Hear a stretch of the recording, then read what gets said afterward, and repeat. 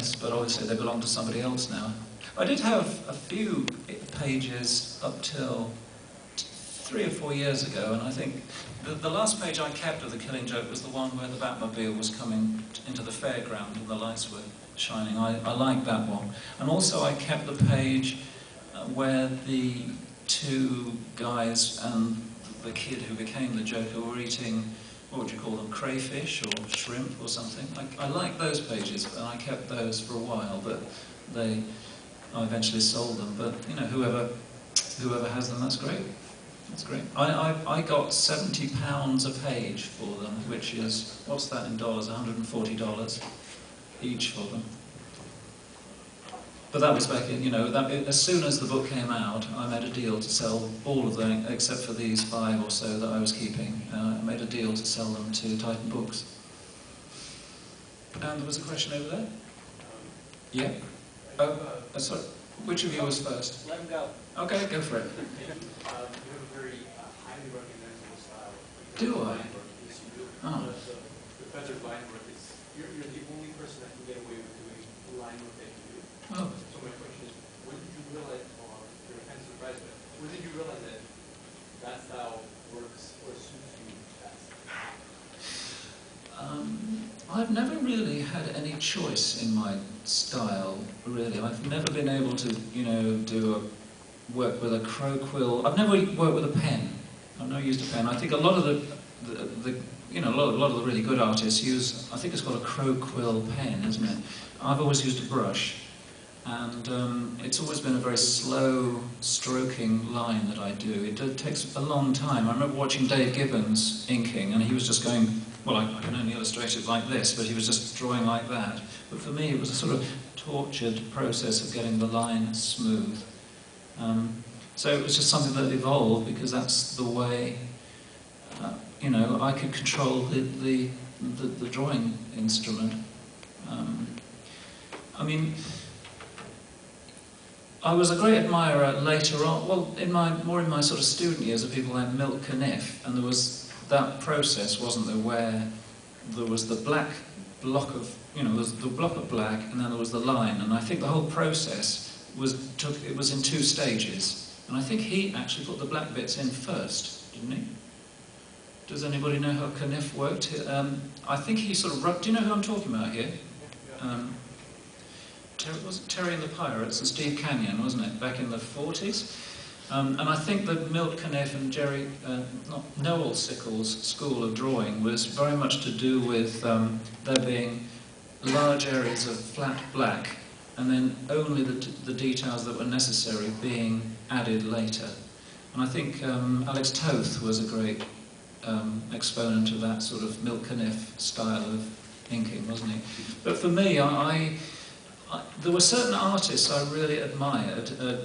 Neil Adams was one, but I could never ink like Adams because I didn't have that kind of looseness with the drawing implement that lovely sort of scruffiness that he has when he inks. It's so full of life.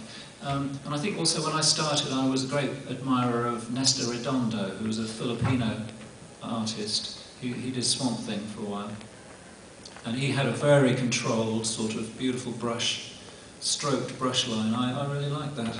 So I've forgotten what your question was, but that's my answer. Any more? There's a gentleman over there. Have you? Yeah.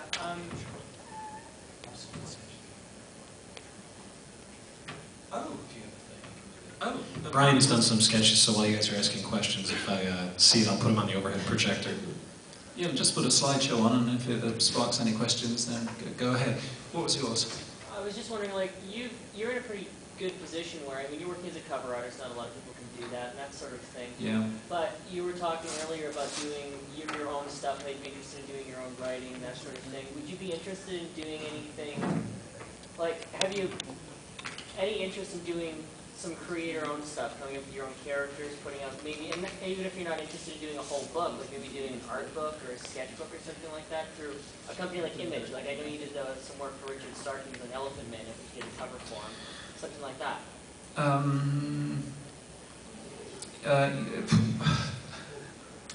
Yes, I mean, some drawings I did earlier today. These are the ones I did earlier. when it comes to writing, I mean, when I look at somebody like Frank Miller, you sort of think, well, that's where my career went wrong. I didn't do what he did. You know, I didn't have that ability to create my own commercially acceptable stuff and market it really well. When it comes to writing, I'm a little bit, I'm not very inclined to do, I'm not really interested in superheroes at all, although, you know, technically it's quite okay to draw superheroes, but I'm not really interested in superheroes or writing about them particularly.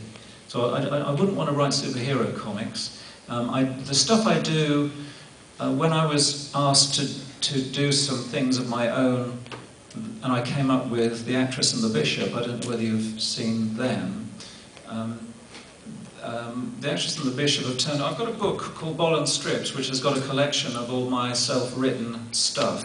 One series is called The Actress and the Bishop, and it's about an actress and a bishop. You don't know, they don't have names. They just do these rather strange and banal and peculiar things, and their stories told in kind of rhyme. It's all done in rhyme, in couplets. And they're all sort of like Shaggy Dog stories. I have another character called Mr. Mamoulian, which is a sort of an autobiographical thing. He's this shambling little hedgehog of a man, and I draw these 16 panel pages. Each one is an individual story, but they're all kind of linked in some way. They've been in Negative Burn, which is a desperado comic. And the beauty of those is that I can write them and draw them when I feel like it, not to any deadline. And the beauty for them is that they don't have to pay me for them. But when it comes to doing something that's going to be a popular hit, I don't think I'm up for it when it comes to writing. You know, Brian's relatively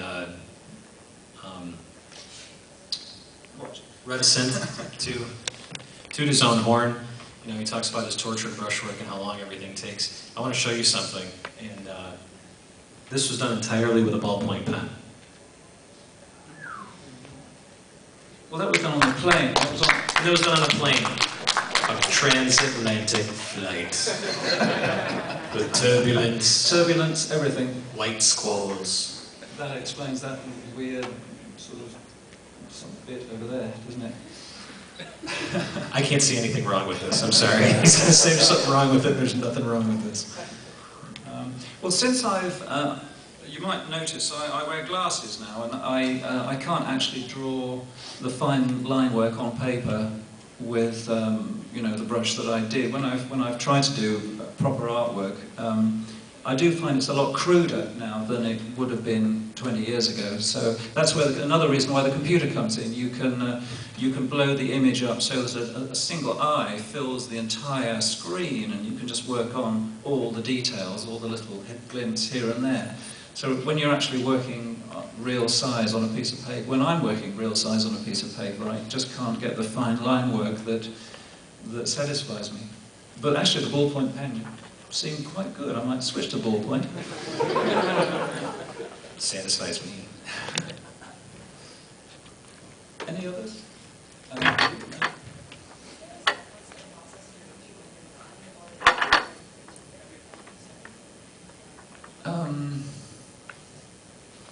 It depends what I'm doing. You know, if I'm doing something like that, I just start with an egg shape.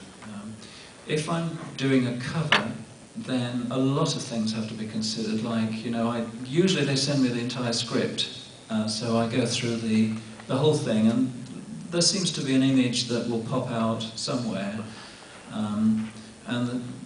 Well, I can't really explain why I come up with every cover image, because it's all to do with what will attract the eye and whether it's got something to do with the story on the inside. But I do start drawing on the Wacom tablet. 10 years or so ago, I started drawing on, well, if you just hold up that piece of paper for me, just to the audience, I'd be drawing on little sheets of sort of tissue paper like this, in pencil. What? And that would... Yeah, I'd start drawing on a piece of paper like that, a fairly sort of thin piece of paper, because often you